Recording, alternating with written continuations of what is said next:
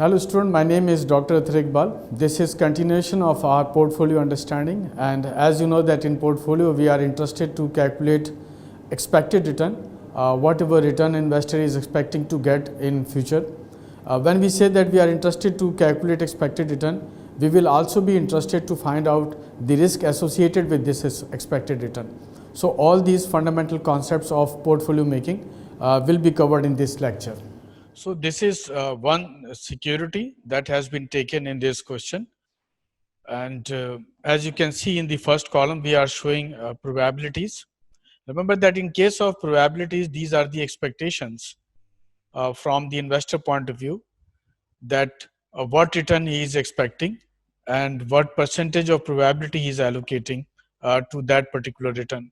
For example, in the first case, if you see that investor is expecting that return from this particular stock or particular asset will be 8%, and what probability is giving to this first one is 0.35. In a similar way, the expectation of return 10%, in this case the probability is given 0.3. So being a student, we can understand that probability should already be defined in the question if it is said by the examiner, or probability and the possible rate of return should be given.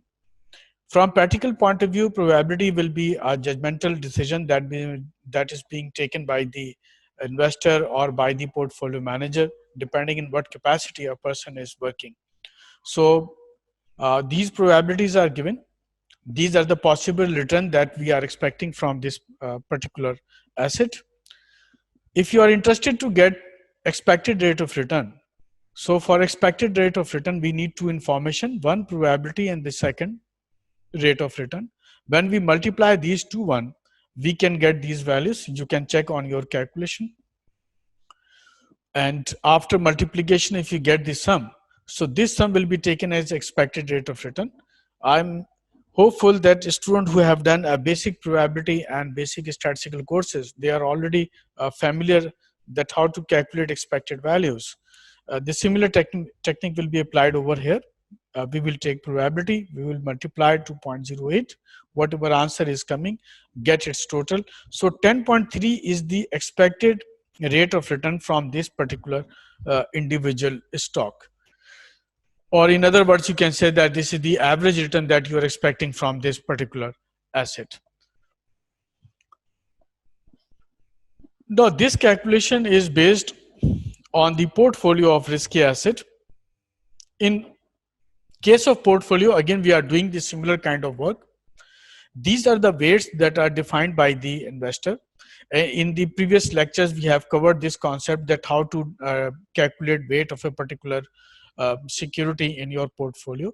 So weights are 0.2. It means that 20% of your investment is coming in first security, 30% you are investing in the second, and so on. These are the expected return that is available in your question, that these are the expected return you are expecting from the security 1, security 2, and security 3, and so on. If you are interested to calculate expected rate of return of a portfolio, so you will simply take the weight which is given and the security return that is expected from these securities, and then you will multiply these two. So you will take weight, you will take return. Once you multiply it and gets its total, so this total would be taken as expected rate of return of a portfolio of risky assets. In simple words, if a person decided to invest in 4 different assets, and these are the percentages that he invested in these securities, and these are the return that he's expecting from these securities, once I multiply it and get its total, so from my total entire portfolio I will be able to get a return of 11.5%. This is my expectation from my portfolio. In case if you are interested to calculate variance for standard deviation, in this case, keep it in mind that the basic understanding of variance and standard deviation we have already covered in fundamental statistical courses. The similar technique will be applied over here. There is no difference in terms of formula or calculation. You can simply do it on your calculator or on Excel spreadsheet, doesn't make any difference. So Whether you are interested to calculate variance or standard deviation, you can use various tools, or you can use the previous formulas which was discussed in various statistical courses by your respected faculty members. Over here, I am showing you a simple working based on the data which is already given in the previous two slides. These are the possible rate of return which is given, and you can call it the expected rate of return that is given in the question. These are the expected security return that you calculated in the previous slide, and I can show you from the previous one. This is the expected security return that you calculated over here. The similar expected rate of return you will take, and these are the probabilities that you are expecting. You will take the similar one. So first I will take the possible rate of return.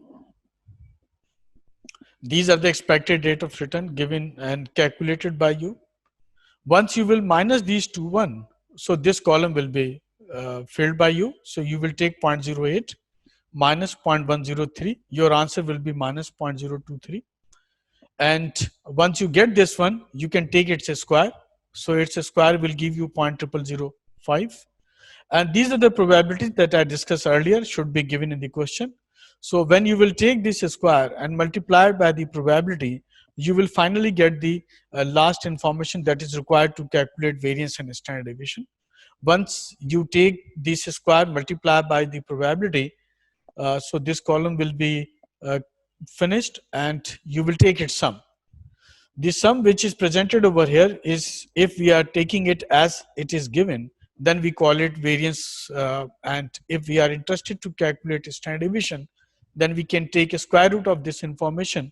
So the standard deviation or the risk of this individual asset is coming to 0.1237. Remember that this standard deviation will vary from stock to stock. So when you will move to portfolio, the standard deviation of that portfolio might be quite different from this one. That might be higher than this particular standard deviation, or it might be lower than this particular standard deviation. So whenever probability is given and expected rate of return you already calculated, possible rate of return are already given, you can apply taking these informations from the Excel, and you can get the variance and its standard deviation of this particular stock.